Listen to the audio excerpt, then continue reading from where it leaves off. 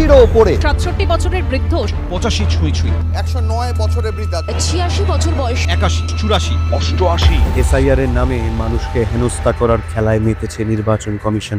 এই চক্রান্তের শিকার আমাদের প্রবীণ মানুষগুলো। এটাকে আমি একটা কিরণ বলে মনে করি। দূর দূরান্তে অবস্থিত অফিসে শুনানির নামে ডেকে পাঠানো হচ্ছে তাদের।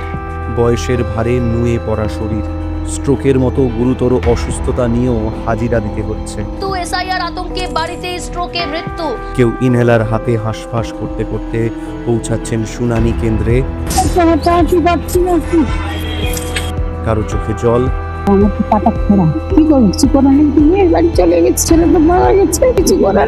কারো শরীর আর সইছে না। আর কিছু খাওয়া দাওয়া কিছু করিনি, কষ্ট হচ্ছে, একটু তাড়াতাড়ি ছেড়ে দিলে খুব ভালো হয়। তবু লাইনে দাঁড়িয়ে ঘন্টার পর ঘন্টা অপেক্ষা।